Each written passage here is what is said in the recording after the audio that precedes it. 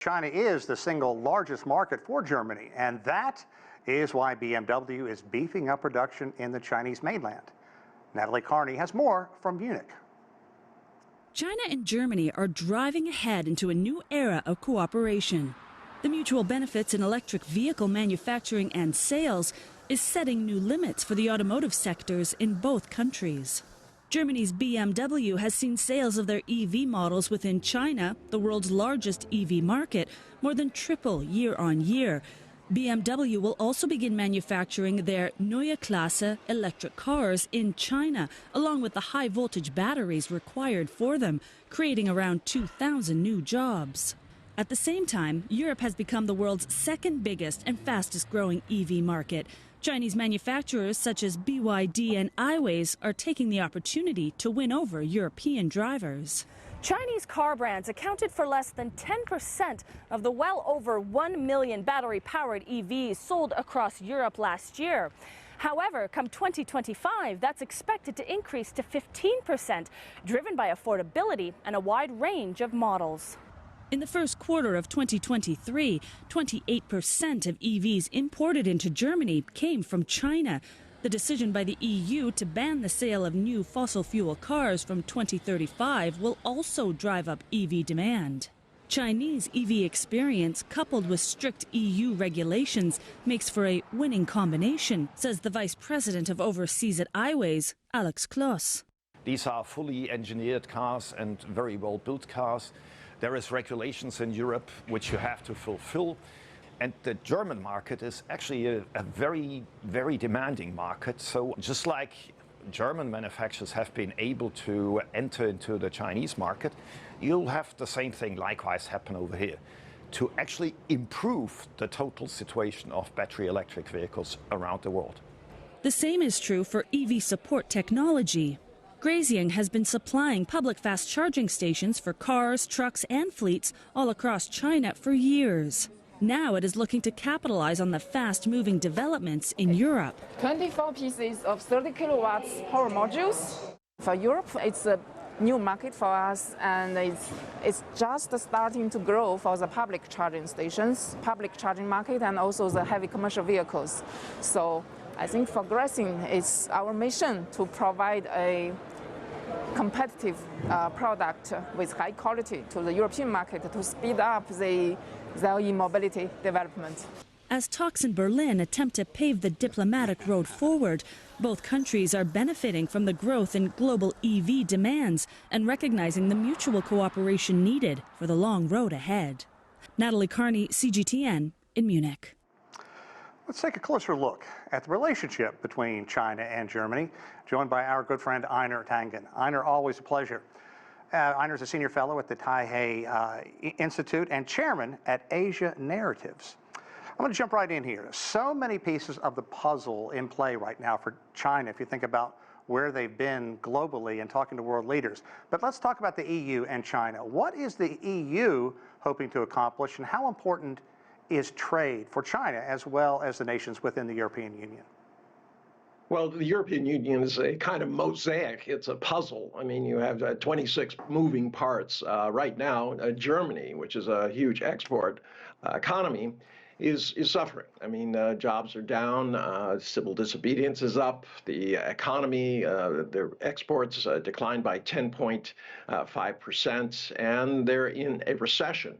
So at this time, it's not necessarily a group idea. They did say that they had concerns, and they said, you know, that there had to be de-risking. Taking that aside, de-risking is basically unilateral decoupling. And if you take it to its logical extreme, if you decouple from one and they decouple from you, I mean, they de-risk from you and you de-risk from them, that's decoupling. Yeah, okay, let's talk a bit more about that.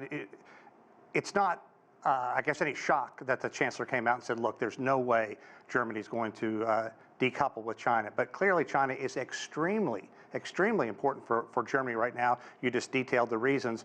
What do you think the meetings there accomplished? Well, Germany's on this kind of pinpoint. They're trying to get along with the U.S. and their brethren in the EU, especially on these concerns about Ukraine and the climate and things like this. China is offering trade, and quite clearly the economics of green economics were foremost there. And you heard, the Chinese pitch has said, look, we can cooperate on these things. And that has a lot of resonance right now in Germany when you see ecological protests everywhere. I mean, it's literally been to the point where the German government is arresting groups that they think are too radical in terms of their beliefs in that area. So go ahead. Yeah, it really shines a light on it. Now, Premier Li's visit comes as the EU is ushering in a new economic strategy. It is still in the early stages. What do we know about this new strategy, and how integral will China have to be? Well, the new strategy is, they've said on a political basis that they see China as a rival, a cooperator, and as a systematic rival and cooperator, basically. So, this is not something which you can quite easily unpack.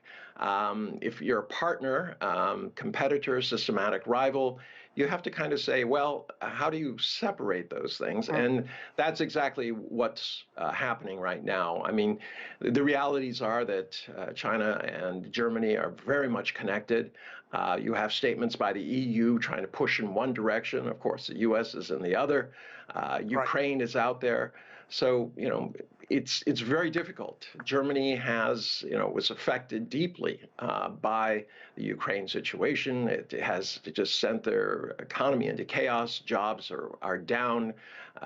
Big industries are moving out. Earlier we were talking about the number of jobs created in China. Well, those won't be created in Germany.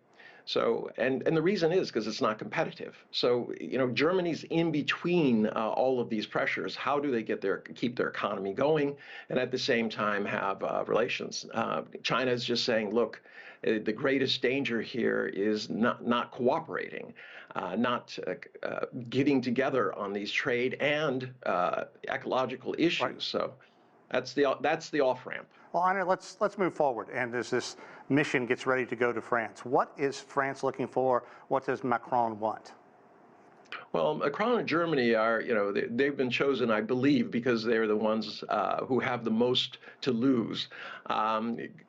France really would like to have more trade. All of these economies in the EU are suffering, as I've said, between Ukraine and the global downturn. So, France wants to have a position which is going to bring the Ukraine war quickly to a close. It's not necessarily the same view in Washington, D.C., where people say, look, this has to be a military victory and rah-rah and everything like that. That means that Washington is digging in for the long term. This is not an option for Europe. They're going to be looking for another way, and I believe, while that might not hit the headlines, that is certainly going to be one of the main issues, how to tackle this. Remember, it's China who's been moving forward with a peace plan, and Europe really needs it. Indeed. We'll look at the underpinnings in that. That's some good stuff, Einar. Thank you. Thank you as always.